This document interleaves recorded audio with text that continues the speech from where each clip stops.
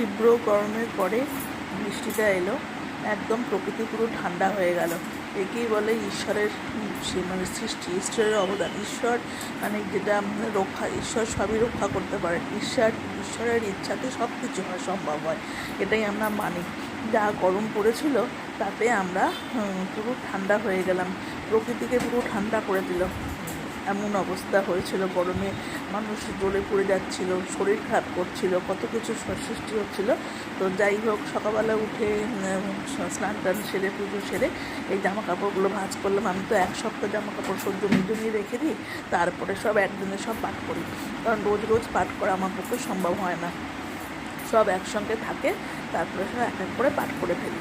এটাই আমি করি, কারণ রোজ দিন আমি হয়তো হয়ে ওঠে না, সেই জন্যই আর কি এটাই আমি করি যে একদিনে সব জামা কাপড়গুলো পাঠ করলাম। যাই হোক, এবার রান্নার দিকে যাব, দেখতেই পাবে কী রান্না করব না করব সব তোমাদের দেখতেই পাবে। চান টান করে পুজো সেরে তারপরে এই সমস্ত জামা কাপড়গুলো পাঠ করে নিচ্ছি।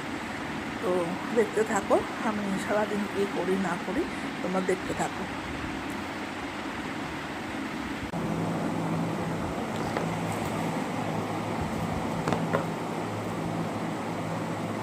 গুড মর্নিং, সবাই কেমন আছো? আশা করি তোমরা ভালো আছো। অনেকদিন পর বৃষ্টি হলো, একটু স্বস্তি হলো। যাই হোক, গরমটা একটুখানি কমেছে, বৃষ্টিতে হলে একটু ঠান্ডা ঠান্ডা করলো। তো নিশ্চয়ই আশা করি তোমরা সব ভালো আছো ঠান্ডায়। এখন তো সব ভালোই থাকবে, আর সত্যতে আমিও ভালো আছি। তো সব সেরে টেরে এখন ওই চা নিয়ে বসেছি, তাই জন্য তোমার সাথে তোমার একটু গুড মর্নিং জানিয়ে দিই।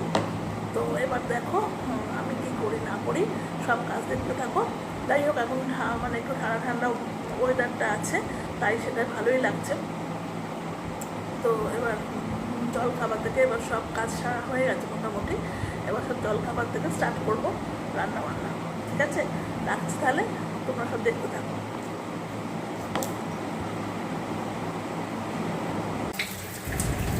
সমস্ত জলগুলো ভরে ফেললাম, কারণ আমাদের টাইম কলের জল তো, সেই জন্য সব জলগুলো ভরে রাখতে হয়।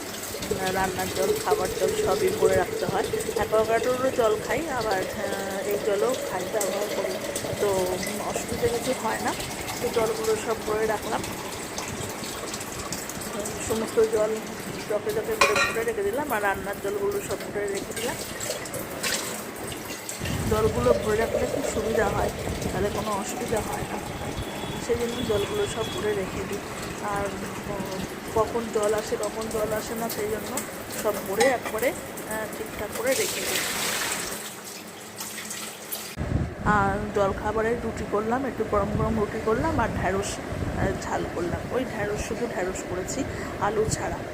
তরকারি দিয়ে রুটি দিয়ে খেয়ে নিলাম। আর এই সবজিগুলো সব ধুলাম, ধুয়ে টুয়ে রেখে দিলাম। আর আলু, পটল, বেগুন সমস্ত দিয়ে ডাঁটা শাক করব, আর আলু পটলের ডালনা করব, আর মাছ করব।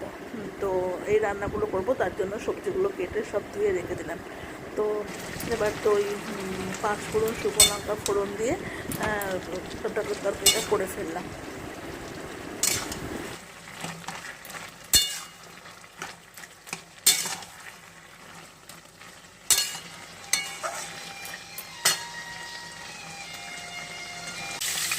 এই যে পটলগুলো ভাজছি, পটলগুলো ভেজে নিই তারপরে তরকারি করবো। হয়ে গেলে তোমাদের দেখাবো। জিরে, কাঁচা লঙ্কা ফোড়ন দিয়ে মাছের ঝাল করলাম। মাছ ভাজাটা তোমাদের দেখালো না, কারণ ভিডিওটা অনেক বড় হয়ে যায়, তো সেই জন্য আর সব কিছু দেখাতে পারি না। তা মাছটা ভেজে রেখে দিয়েছিলাম, তো তারপরে মাছের ঝালটা করলাম।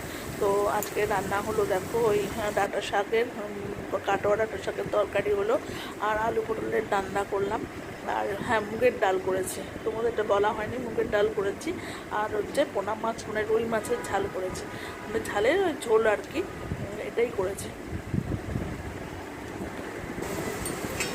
আর একটু ঠান্ডা ঠান্ডা ওয়েদার বলে রাত্রিবেলা লুচি করলাম, একটু গরম গরম লুচি করলাম, আর আলু চচ্চড়ি করলাম। আর কিছু করিনি, আলু চচ্চড়ি আর লুচি এই দিয়ে রাত্রিবেলা খাওয়াটা সারলাম। অনেক দিন পর লুচি করলাম তো সেই জন্য একটু লুচিটা বেশি খেয়ে ফেললাম। তো কী করব, আর লুচি খেতে আমি খুবই ভালোবাসি, কিন্তু আমি তো রোজ দিন খাই না, যেহেতু রুটি ফুটি আমি করি। আর এখন বৃষ্টি পড়েছে তো, ঠান্ডা ঠান্ডা ওয়েদার বলে সেই জন্য লুচি করলাম, তার জন্য লুচিটা বেশি খাওয়া হয়ে গেল। লুচি আর আলু চচ্চড়ি দিয়ে লুচি খেলাম। তারপরে রাত্রিবেলা সব বাসনগুলো মেজে রাখলাম। খাওয়া দাওয়া হয়ে গেলে আমি রাত্রিবেলা বাসনগুলো মেজে রেখে দিই, তাতে কি আমার একটু সুবিধা হয়।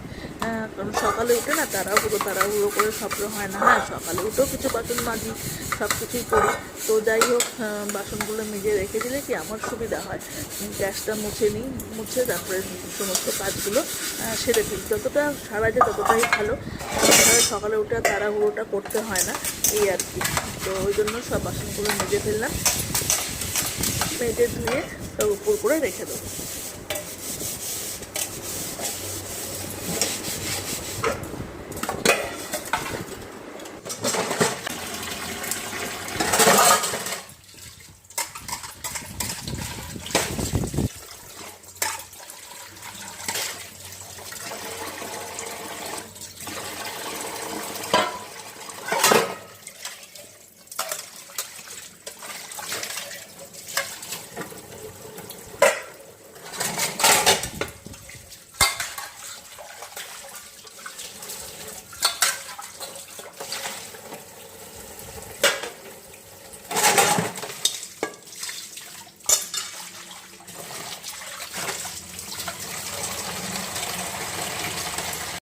মেজে ধুয়ে রেখে দিলাম বাসনগুলো। শুভরাত্রি বন্ধুরা, সব ভালো থেকো।